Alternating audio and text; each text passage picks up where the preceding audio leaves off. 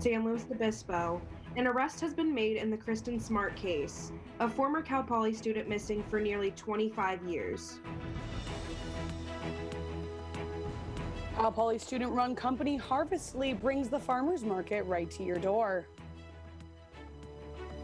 Local artists band together to put on a craft sale for the community. Broadcasting from Swanson Studios, you're watching Mustang News. Good morning and welcome back to Mustang News TV. I'm Kirsten Stevens. And I'm Sierra Hickman, giving you the latest in local and campus news stories. We start today's show with breaking news in San Luis Obispo.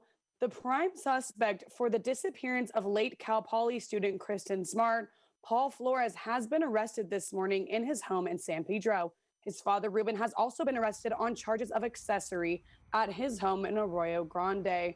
A press conference will be held at 2 p.m. today by the county sheriff. This is an ongoing story. Stay tuned to mustangnews.net for more updates. It's spring quarter, which means it's time to elect new student leaders into ASI. For more on the preview, here's Gabe Arditi. Jordy Roth sits on the board of directors representing the College of Liberal Arts. After participating in a virtual election season last year, he knows what it takes to be successful, and that's why he's running one this year.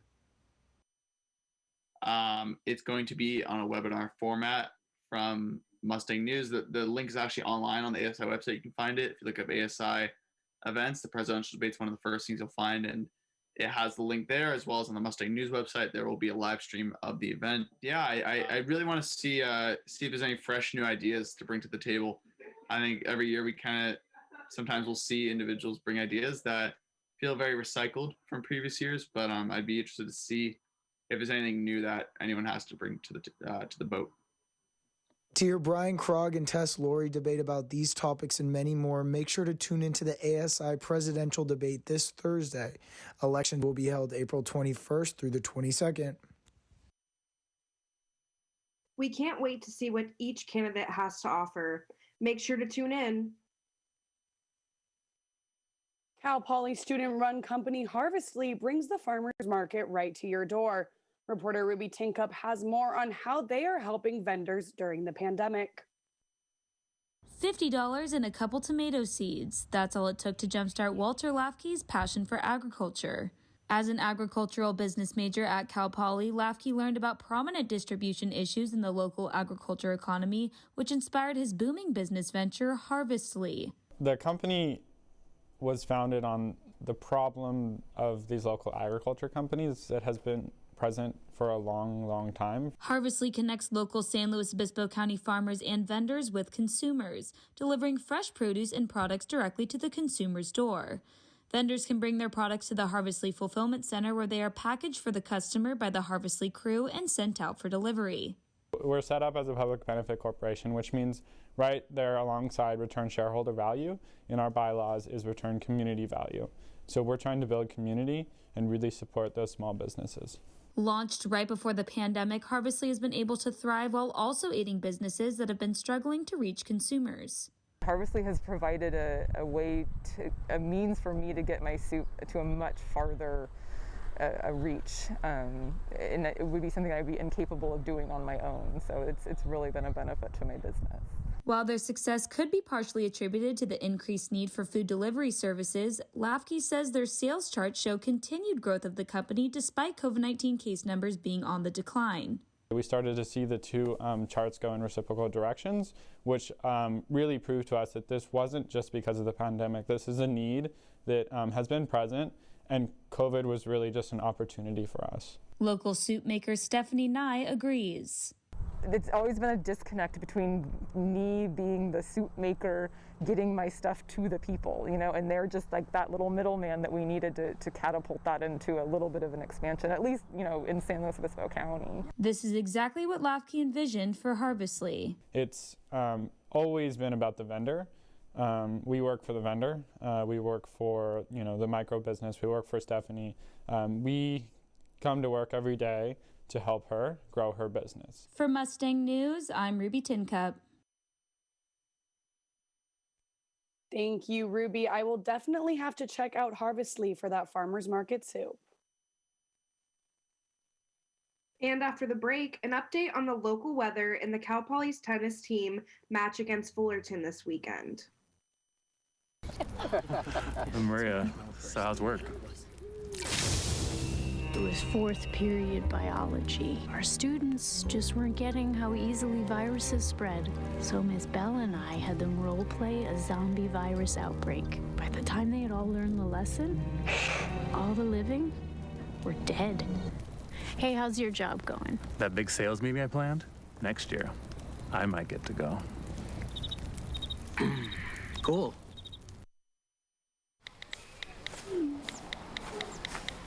Action!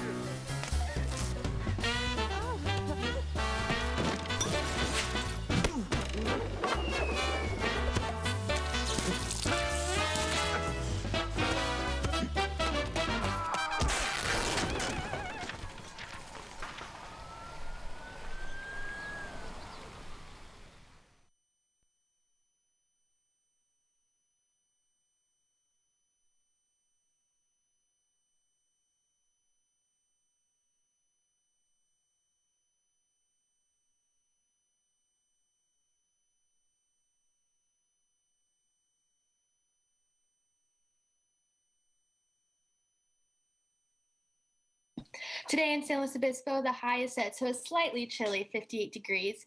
I say this because as Californians think anything below 60 is cold, or at least I do, but it is still forecasted to still be a generally sunny day with a low of 46 in the evening. So I think laying out in the sunshine might be possible, but be warned, the UV is 8 today, so please wear sunscreen. On the coast, it will be slightly cloudier with less sunshine, but still in the mid to high 50s in Avila, Pismo, Oceano, and Morro Bay. So if you plan to go surfing, I highly suggest a wetsuit since the water temperature is going to be in the low 50s. Moving on to later in the week, it will start to warm up slightly, going into the high 60s and low 70s. We still plan to have mostly sunny skies here in SLO, and Sunday looks to be heating up to a perfect 77 degrees. Now that's perfect beach weather. That is all for our daily weather report on Mustang News TV. I'm Jordana Ginsburg. Now on to Alex with sports.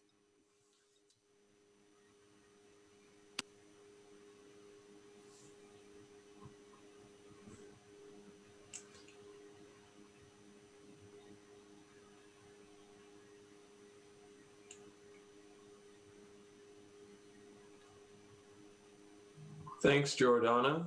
Cal Poly women's tennis team came into the weekend riding high with a 10-0 record. After taking the loss to Fullerton on Friday, the Mustangs aim to rebound on Saturday.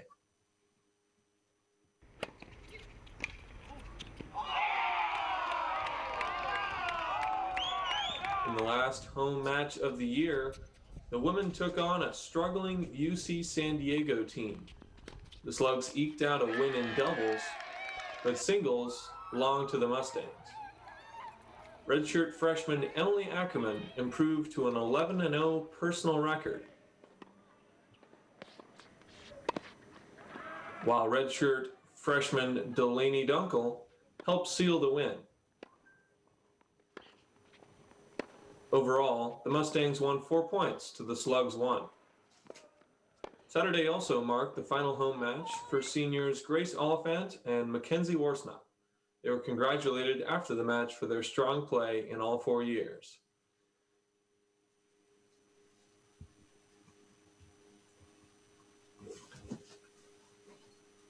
Now, after playing just 3 games this season, the Cal Poly football team has opted out of the rest of spring.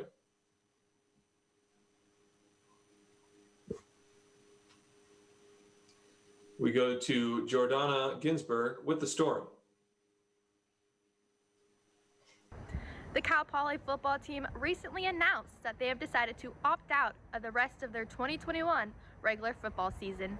This announcement came after the team lost all 3 of their initial games.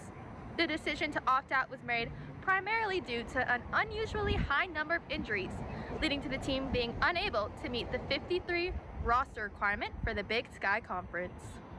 And then we showed up to the meeting and he pulls up a roster and names are just covered in red. For that means that they're not able to play for the entire season. And the whole the whole sheet was covered in red. Like there was not enough guys to be able to play a football season.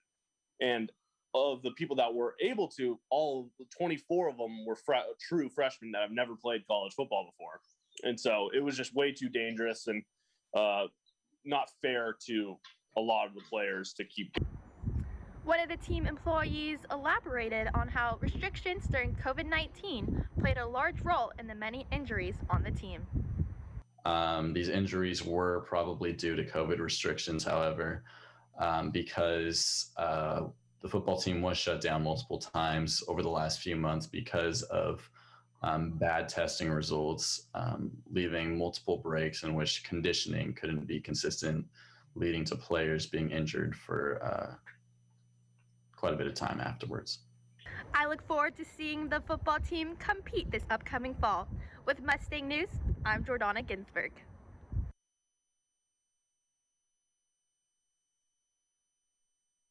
The Mustangs hope to be back on the field this coming fall with a roster full of healthy players.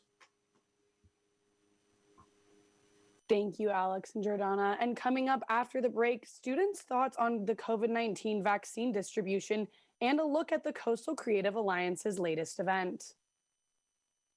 Hey, Kevin, you thinking about retirement? I'd love to, but I'm pretty busy with all this. Yeah. Hey, let's meet our retirement coach, Avo. A is for taking action. Not anxiety? No, Kevin, you're gonna be fine. You sing? Barely. V is for variety. And you dance? Sort of. Come on. O is for optimize your savings. Let Avo lead the way. Visit aceyourretirement.org today. Nice.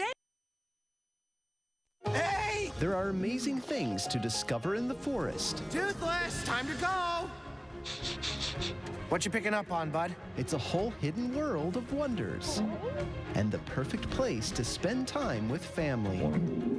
What better place to let your imagination soar? Experience nature and create a memory you can share. Visit discovertheforest.org to find a forest or park near you. And now, a closer look at how Cal Poly students and faculty are reacting to COVID vaccine distribution. Beginning April 15th, individuals over the age of 16 in California will be eligible for the COVID vaccine. Many Cal Poly students have already gotten their first doses due to varying eligibility in previous weeks, and second-year Katie Reitman says she got her first dose without any hesitation. I've always grown up where I would always get the flu shot and all those kind of vaccines to like protect myself. And so I didn't think much of it other than like I need to get it in order to protect myself. And like once I do get fully vaccinated, then I don't have to worry about it.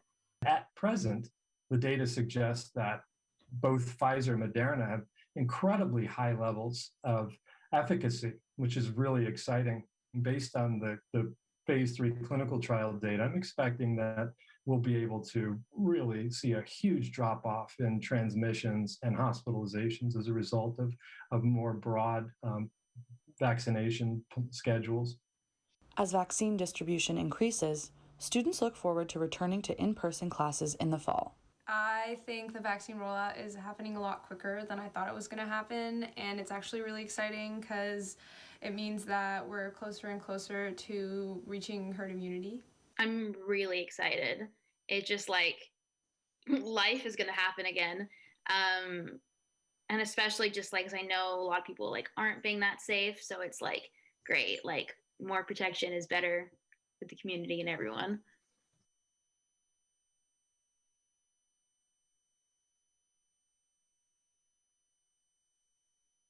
Thanks for watching Mustang News TV. I'm Kirsten Stevens. And I'm Sierra Hickman. Have a great rest of your day.